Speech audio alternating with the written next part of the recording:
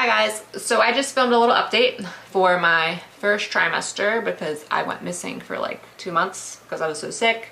But I realized the one video that I keep telling myself I need to do because I see so many posts about this online, I keep forgetting to do. And I actually have a result about this, which I did this pregnancy. So if you stumbled across this because you were searching subchorionic hematoma or SCH or what to do about SCH, I am not a doctor. I am just a woman who dealt with this twice now. So that's just a disclaimer. Always talk to your doctor. My problem with the SCH and doctors though is that they just kind of brush it off.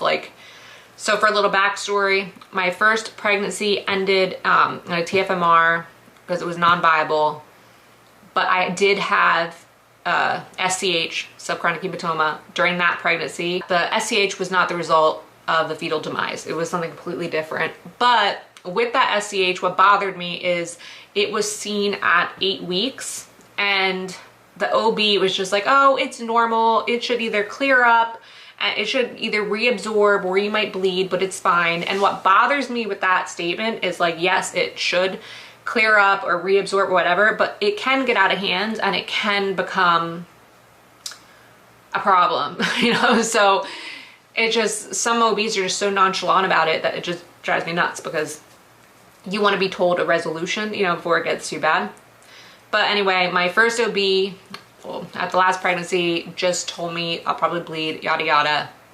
And I did. I literally, I think it was like 3 days after that appointment, I started to bleed. And it was like a lot of blood. It was like clots and blood. And it's just so stressful when you're pregnant and you're seeing all that blood. And I immediately started with orange juice and pomegranate juice mixture, which I found on Google. Problem with that was it was way too sweet for me and I couldn't be consistent with it. And I just felt like it was making me feel awful because I don't do good with that much sugar. It just was not good. So here I am still bleeding and I go back at 10 weeks for my appointment and it got bigger. So, and they're just like, oh, don't worry about it. You know, you should stop bleeding. It should reabsorb. It's fine. Yada, yada, yada. Pisses me off when I think about it. So I went into a Facebook group and I found a lot of women use ALA, which is alpha lipoic acid. I'm probably butchering that. And a lot of the women said that they used it and it helped the hematoma reabsorb. So I went on Amazon, I found one, and then I searched through the reviews and I saw one of the reviews even said that a woman used it and it worked. So I was like, listen, I have nothing to lose. It's just an antioxidant. It's not going to harm the baby. I'm going to get it. So I started taking it right, literally, it was like a day before 11 weeks. And I kid you not, by my 12-week mark, I stopped bleeding. And then I went in for my appointment for my OB for that pregnancy, and she said it was completely reabsorbed. So you can say that was luck, or you could say it was ALA. I personally believe it was ALA. So then this pregnancy, because then I went IVF, because after the last experience we decided to do IVF, I know that SCHs are very common with IVF for some reason, and because of that, I stayed on ALA during, you know, my whole IVF journey, number one, because it was, again, it's a really powerful antioxidant. And I also stayed on it after transfer because really powerful antioxidant and it helps with hematomas and placental health. So, after taking it, I didn't notice anything different, you know, but when I went to the scans at my 6th week, they saw a little SCH, like a little tiny one, smaller than the original one that I had with my first pregnancy. And the thing is that in the beginning of pregnancy, these hematomas are normal because it's how the placenta is like attaching to the uterine wall. But it's when they get bigger and they don't absorb into that where it's a problem.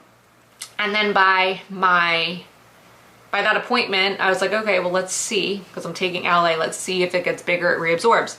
This was 6 weeks. By 8 weeks, my little hematoma was completely gone. And now I am 15 weeks almost. I'll be 15 weeks on Tuesday. Today's Saturday. And I have not bled at all. It's completely gone. It was gone by 8 weeks. So the moral of the story is the first time I had a hematoma, first pregnancy, they discovered it at 8 weeks and I literally bled the whole time. I started taking the ALA around 11, like right before 11 weeks, and by 12 weeks I stopped bleeding, and at my 12-week OB appointment there was no more SCH.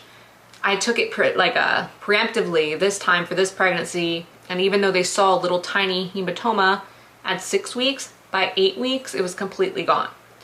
So like I said, I'm not a doctor, but if you have a subchorionic hematoma and if you are bleeding, please give the ALA a shot. It's not going to harm you. It's an antioxidant.